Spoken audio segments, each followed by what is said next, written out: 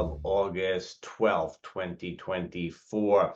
This week starts off with excitement and it ends with excitement. And in between, we have some, a little bit of excitement. So, but different flavors of excitement. Uranus has his paws all over August, and certainly this week is one of those weeks. But and Mercury is retrograde essentially all month long. So keep all of that in mind. You have to keep all of that in mind.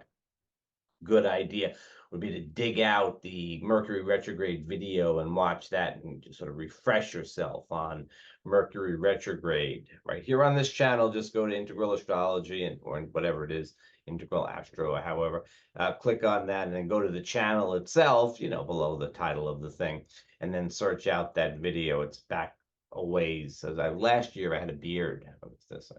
Maybe I'll grow one again. I don't know. Is that important? No. Not important. Not important. Mercury retrograde. We'll just blame it on that. So this week, we start out at the active first quarter moon, waxing out of the Leo new moon last week. We hit that active first quarter phase. It's really Sunday the 11th. Well, no, it's Monday. It's Monday the 12th. And this is a good time to put things into action. This is an active time. Okay, so if you think about, and that really goes for this entire week as we wax up to next Monday's full moon. And that full moon is very Uranian because that moon is square to Uranus. Well, the sun and the moon are both square to Uranus, and that matters. It's, it's next week, and we'll talk about it more next week for the next week's forecast. So you subscribe, you hit the subscribe button, and then you get it automatically. Maybe you'll think, oh, this guy talks too much. Why should I subscribe? Anyways, so yeah, so we start out at the active first quarter moon. If you set intentions last week, people like to remember to set intentions at the new moon or just a little ways after, and that's terrific. If you set intentions, though, you have to do something. You have to act, right? You have to make a little action in the direction of. We'll talk about this more someday, but that's what we do at the first quarter moon. And it doesn't have to be something that you set your intentions about, something that you intend to do, something that you intend to begin, something you want to initiate. This is a good time to do it. You didn't have to light a candle and set intentions last week. That's not necessary. This is just a good time to begin things and be active. It's true this entire week, more or less. Okay. So we start out with that active first quarter moon, but it's in Scorpio.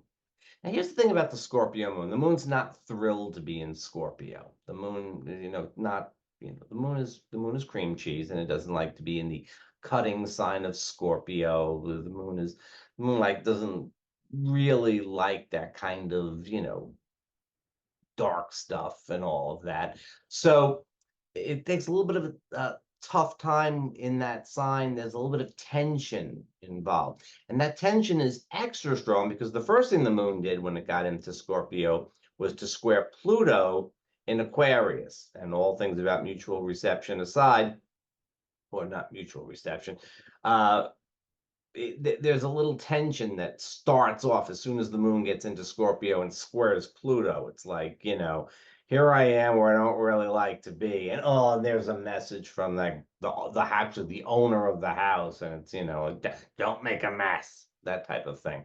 So the moon's feeling a little bit tense. And then later on Monday, what happens is that the moon opposes Uranus in Taurus, which is the moon's favorite sign. And that is kind of like a release point. So let's say we start the week, come out of the weekend with a little bit of tension, a little bit of, and then we hit a release point on Monday. And at that point, we feel like, okay, now I can go forward. A lot of the times, the sorts of tension that we would be feeling with the Scorpio moon square Pluto, which is a new thing, but we'll be getting used to it over the next 20 years, is the pressure that we should be doing something, but it may not be what we want to do, right? There's this sort of pressure that You should do this. We must do this. We must do that.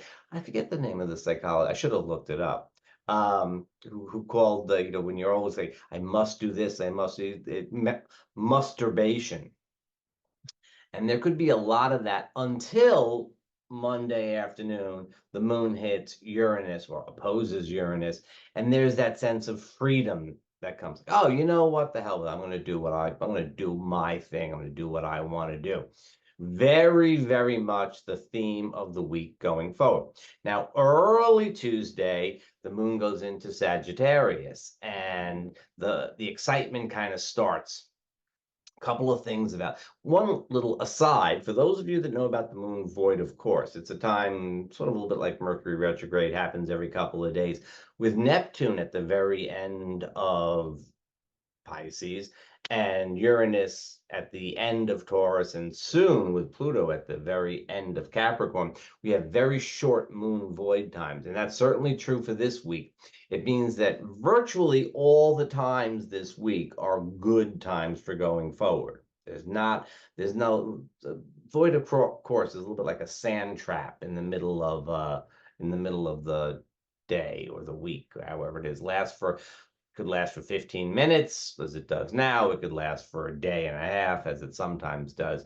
But we don't really have to deal with the void of course this week, and we're not really dealing with long void of course times at all for quite some time. So that's kind of good. We avoid that little sand trap. I use a golf analogy. But it's not really a sand trap because you don't always land in the sand trap. We always hit a little void of course. It's like, well, I'll work on that. I'll come back with something to say about the moon void, of course, as a good analogy. Anyways, we don't have that. So the moon goes into Sagittarius Tuesday, very active through midweek. Tuesday, Wednesday. We'll put a little caveat on Thursday, Friday, but it's still. So this is what happens. The moon goes into Sagittarius. It's waxing. It's trying to the sun. The waxing gibbous moon, very active. Good vibes. At the same time, Mars meets with Jupiter in Gemini. Think this as being lots of verbiage, right? Lots of talk, lots of ideas flowing, lots of communication. Mercury's retrograde, so, we may not be quite sure about it. And then the moon steps in on Wednesday and opposes the two of them, just as they meet. The moon is opposite the two of them. And the Sagittarius, I mean, it's almost like, the facts versus the belief systems and things like that. We'll see some of that out in the world. But mostly it's this kind of like just energized, maybe say a little bit too much.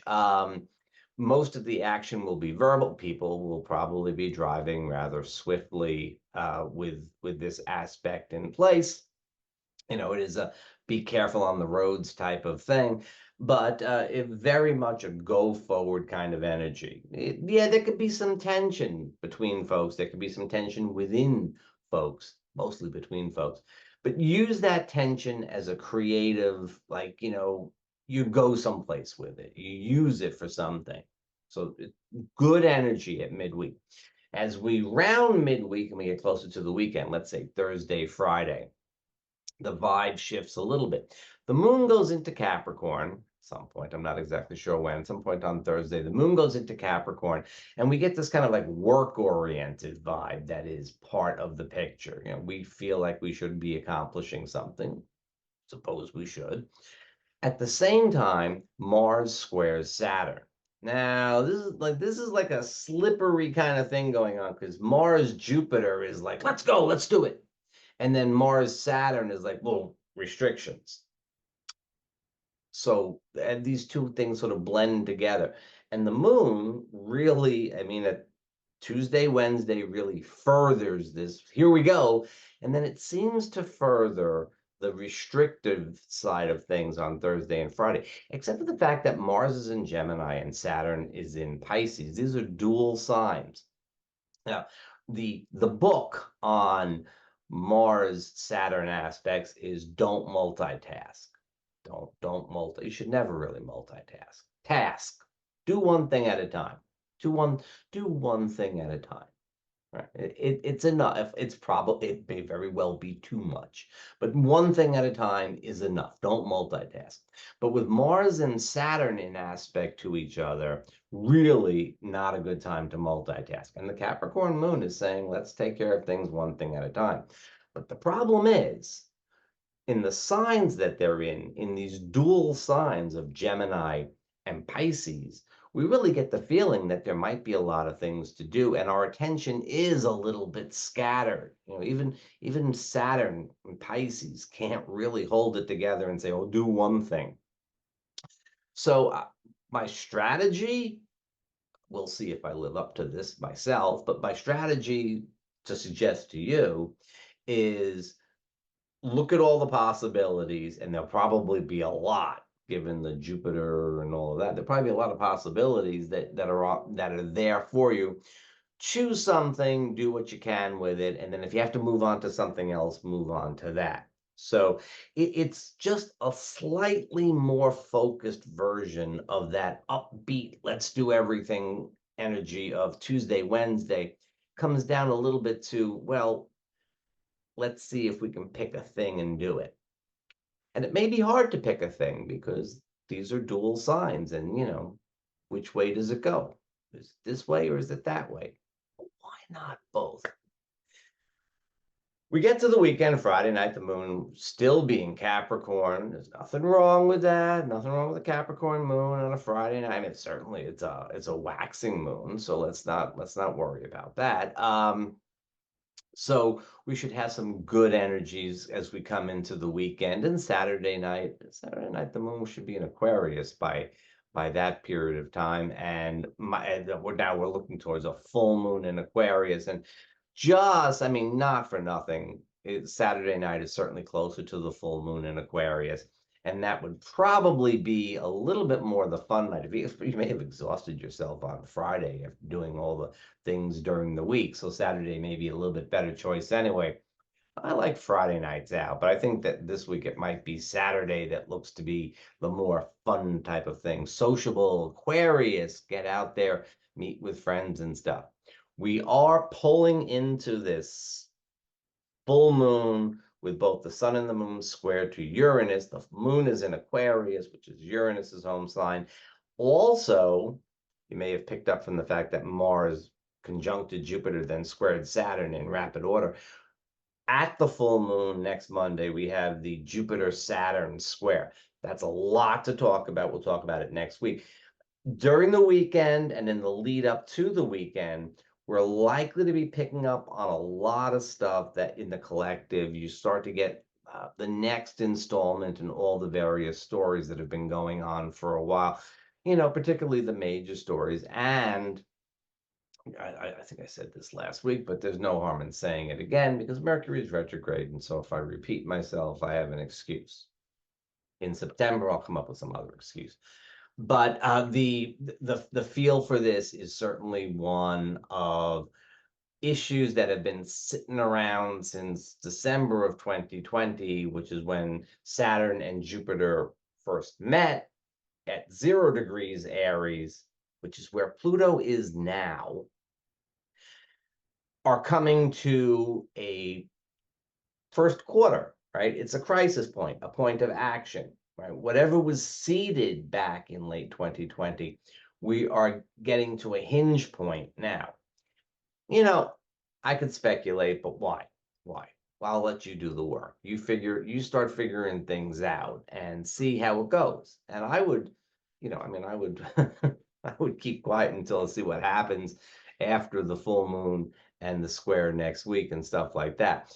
But you can start to hypothesize about things that got started in late 2020 and what are we going to do with them now? Which way are they going to go? And that's a big open question.